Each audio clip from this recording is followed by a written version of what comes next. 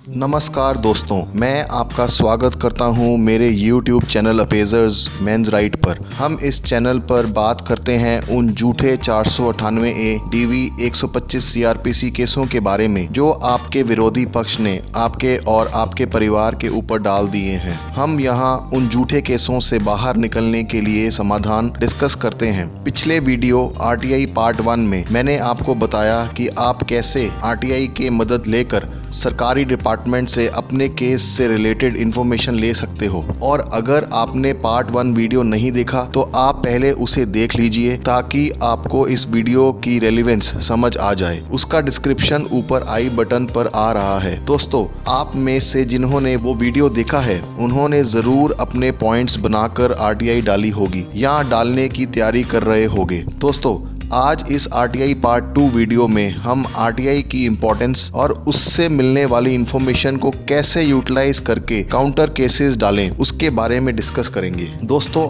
आपको ये वीडियो पूरा देखना है क्योंकि जिन सेक्शन में आप काउंटर केसेस फाइल कर सकते हैं वो इस वीडियो के एंड पर बताए गए हैं। सवाल कमेंट बॉक्स में पूछ लें। चैनल को सब्सक्राइब करने पर आप बाकी 498 से बचने की वीडियोस की कलेक्शन देख पाएंगे, इसीलिए चैनल को सब्सक्राइब कर दीजिए। ये तो हमने जान लिया कि हम क्या और कैसे RTI के जरिए इंफॉर्मेशन निकाल सकते हैं। एक बार फिर बता देता हूं कि आप क्या इंफॉर्मेशन RTI से निकाल लें तो आप आपके केसेस में फायदा ले पाएंगे। सर्टिफाइड कॉपी FIR की, सर्टिफाइड कॉपी 498A कंप्लेंट की, सर्टिफाइड कॉपी रिटर्न स्टेटमेंट और एविडेंसेस की, सर्टिफाइड कॉपी पुलिस रिपोर्ट की जिस पर FIR दर्ज हुई, certified copy police case diary के कुछ पॉइंट्स जिसमें इन्वेस्टिगेशन का तरीका पता लग जाए, सर्टिफाइड कॉपी आपके 498A रिश्तेदार की सैलरी स्लिप्स की अगर वो सरकारी डिपार्टमेंट में काम करता हो, सर्टिफाइड कॉपी आपके विपक्ष के प्रोविडेंट फंड की, सर्टिफाइड कॉपी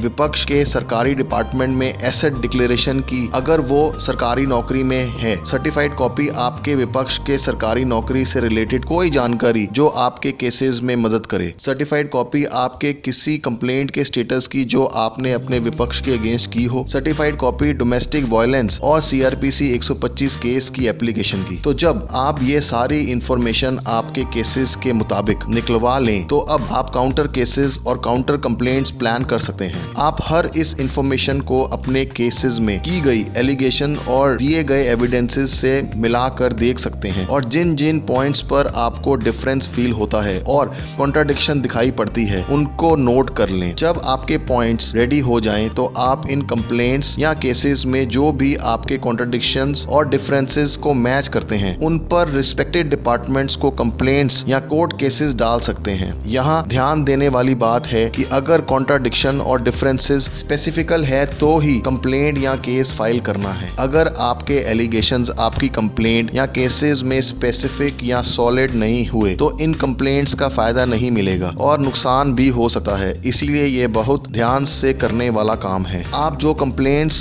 या काउंटर केसेस प्लान कर सकते हैं इन RTI इंफॉर्मेशन के जरिए वो मैं यहाँ डिस्कस करूंगा। पहला, अगर आपका गलत अरेस्ट हुआ और आपके अगेंस्ट गलत चार्जशीट पेश की गई है और सेक्शन 41A का सही से पालना नहीं हुआ तब पुलिस के अगेंस्ट सीनियर ऑफिसर्स को ह्यूमन राइट्स कमीशन को डाल सकते हैं और पुलिस ऑफिसर्स पर एक्शन करवा सकते हैं। दूसरा, अगर एलिगेशंस एविडेंसेस जो आपके केस में यूज हुए वो गलत हैं और RTI इंफॉर्मेशन से प्रूव होता है कि विपक्ष पार्टी ने गलत एलिगेशन लगाए हैं, जैसे कोई डाउरी स्त्रीधन के बिल्स जो झूठे हैं, उनकी कंप्लेंट सेल टैक्स डिपार्टमेंट में की जा सकती है और उसका फेवरेबल रिजल्ट कोर्ट में इस्तेमाल किया जा सकता है। और साथ में मैरिज एक्सपेंसेस या हाई अमाउंट की डाउरी स्त्रीधन की complaint income tax department tax evasion petition के जरिए किया जा सकता है और उसका फेवरेबल रिजल्ट कोर्ट में इस्तेमाल किया जा सकता है। तीसरा, आप 498A कंप्लेंट, DV कंप्लेंट और 125 CRPC की कंप्लेंट की कॉपी और स्टेटमेंट्स जो विपक्ष ने कोर्ट में दी हैं या कोई एफिडेविट्स विपक्ष ने कोर्ट में पेश किए गए हैं को आपस में मैच करके देख सकते हैं कि एलिगेशन सेम है या कंप्लेंट्स में डिफरेंट है। तो झूठे और कॉन्ट्राडिक्टरी स्टेटमेंट्स के आधार पर पर्जरी का केस सेक्शन 340 में डाल सकते हैं। चौथा,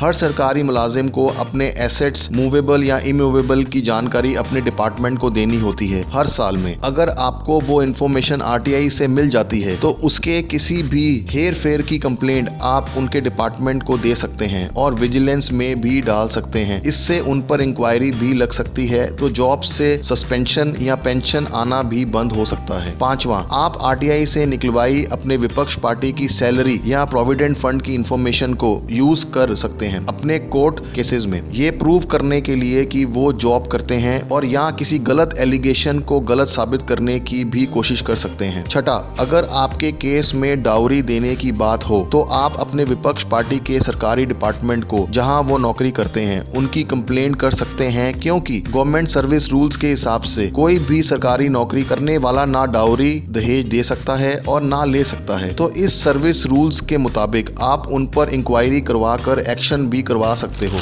सातवां, इन सब आरटीआई इंफॉर्मेशन के जरिए अगर आपको कोई भी ऐसी इंफॉर्मेशन हाथ लगती है कि विपक्ष पार्टी ने फॉल्स डॉक्यूमेंट्स पेश किए हैं, चाहे वो डाउरी, स्त्री धन के बिल्स, गलत मैरिज के खर्चों के बिल्स या अपनी जॉब के बारे में गलत डॉक्यूमेंट्स पेश किए हैं, तो आप फॉल्स डॉक्यूमेंट पेश करने के ऊपर कंप्लेंट डाल सकते हैं और उन पर एक्शन करवा सकते हैं। दोस्तों, कुछ सेक्शन है जो फॉल्स एविडेंसेस से रिलेट करते हैं इंडियन पिनल कोड के तहत, उसकी जानकारी मैं यहाँ देने जा रहा हूँ। इन सेक्शन के बेसिस पर आप उन पर केसेस या कंप्लेंट्स फाइल कर सकते हो। सेक्शन 192, 193, 196 और 209 ये सेक्शन फॉल्स एविडेंस बनाने के सेक्शन हैं। 193, 196, 209 फॉल्स एविडेंस की पनिशमेंट और फॉल्स एविडेंस को इस्तेमाल करने के और कोर्ट में गलत क्लेम करने के हैं। सेक्शन 211 गलत एलिगेशन लगा के किसी को नुकसान पहुंचाने का है। सेक्शन 463, 464, 466, 468, 459, 471 फॉर्जरी मतलब गलत झूठे डॉक्यूमेंट्स बनाने और उसके इस्तेमाल करने और उसकी सजा से रिलेटेड हैं। सेक्शन 340 सीआरपीसी कोर्ट में गलत स्टेटमेंट और एफिडेविट देने से रिलेटेड है। इन सब सेक्शंस की डिटेल नीचे डिस्क्रिप्शन बॉक्स में डाल दे रहा हूं, आप उनको देख सकते हैं। दोस्तों, आप आरटीआई से ली हुई इंफॉर्मेशन को इस्तेमाल करके